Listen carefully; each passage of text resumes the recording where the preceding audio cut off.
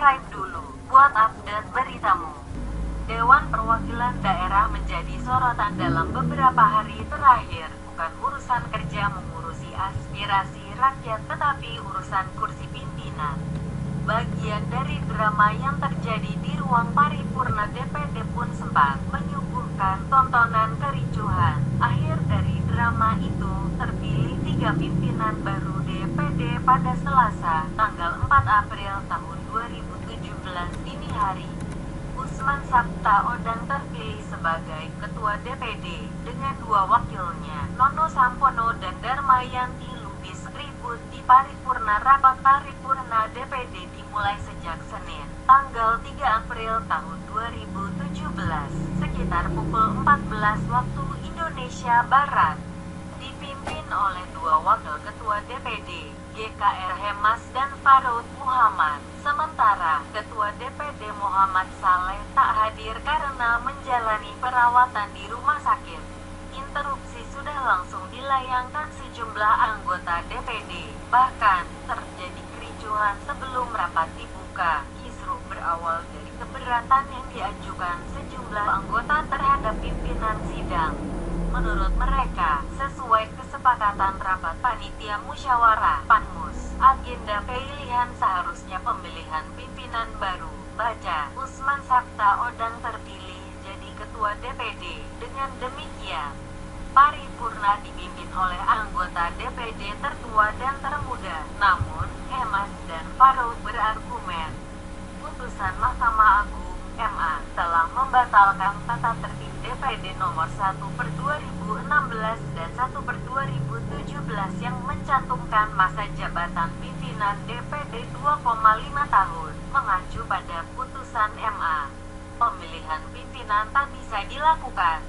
Rapat panitia musyawarah Panmus yang digelar pada Minggu, tanggal 2 April tahun 2017, menghasilkan kesimpulan bahwa paripurna pada tanggal 3 April mengagendakan penyampaian putusan MA dan isu lainnya.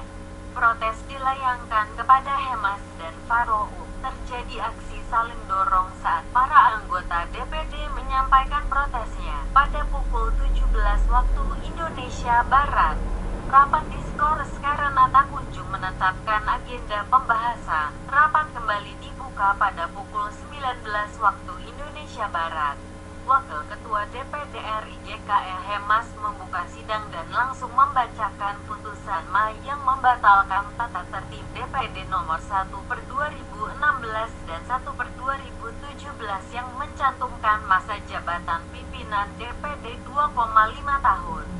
Dengan dibatalkannya 2 tatib tersebut, maka kembali ke tatib 1/2014 yang 2,5 tahun sudah dicabut MA. Jadi yang hidup kembali tatib nomor 1 tahun 2014. Saya patuh pada aturan hukum, kata Hemas.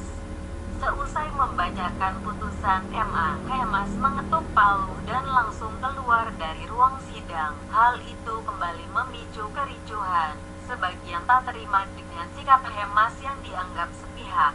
Para anggota pun mendesak Farou mencabut keputusan Hemas yang dilakukan beliau melanggar tata tertib, kata anggota DPD dari Nusa Tenggara Timur, NTT, Ibrahim Agustinus Medah. Perdebatan kembali terjadi saat mulai membahas agenda rapat. Farou memutuskan kembali melakukan skorsing untuk melakukan lobby.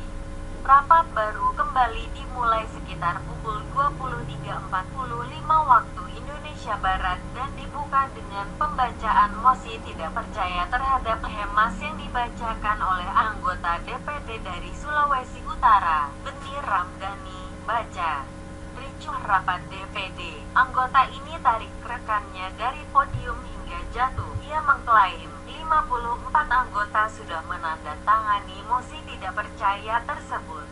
Jumlah itu kemudian bertambah karena beberapa anggota yang belum membubuhkan tanda tangan naik ke atas panggung. Rapat pun dilanjutkan, namun Farou terbentur waktu. Pasalnya, jika mengacu pada aturan masa jabatan 2,5 tahun, masa jabatan 3 pimpinan DPD berakhir pada tanggal 3 April tahun 2017 hingga pukul 23.39 waktu Indonesia Barat. Saat itu, waktu sudah menunjukkan pukul 0:05 waktu Indonesia Barat dan status dinyatakan demisioner. Saya juga menyadari pada akhirnya saya mungkin akan didemosi.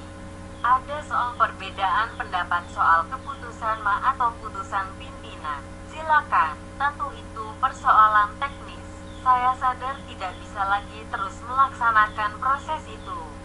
Saya sudah tidak lagi punya hak untuk memimpin karena berakhir masa jabatan saya, kata dia. Faruk meninggalkan ruang sidang. Paripurna pun dilanjutkan oleh pimpinan sementara sesuai peraturan. Anggota DPD tertua dan termuda yang harus ditunjuk keluarlah nama An Fatwa dan Rini Damayanti.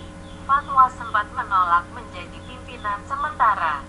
Ia ragu mau memimpin pembacaan sumpah jabatan jika pemilihan tetap dilakukan. Namun, para peserta rapat berhasil meyakinkan Fatwa dan ia pun bersedia memimpin rapat. Tata cara pemilihan pimpinan DPD pun dibacakan sekitar pukul 0:30 waktu Indonesia Barat. Paripurna akhirnya memutuskan bahwa agenda pemilihan pimpinan dilanjutkan dengan penunjukan nama perwakilan wilayah Barat, Tengah, dan Timur. Di tengah proses, Usman Sabta Odang tiba-tiba hadir dalam rapat sekitar pukul 0:45 waktu Indonesia Barat. Wilayah Barat menyodorkan 3 nama dan akhirnya memilih Darmayanti Lupi sebagai wakil ketua DPD. Sementara wilayah Timur mengajukan 2 nama, namun hanya Nono Sampono yang bersedia maju. Secara aklamasi, Usman Sabta akhirnya dinyatakan sebagai ketua DPD terpilih dan disetujui oleh 62 orang anggota yang hadir, menetapkan saudara Usman Sabta sebagai ketua, saudara Nono Sampono sebagai wakil ketua 1 dan saudari Damayanti Lupi sebagai wakil ketua 2. Ujar Rini Damayanti,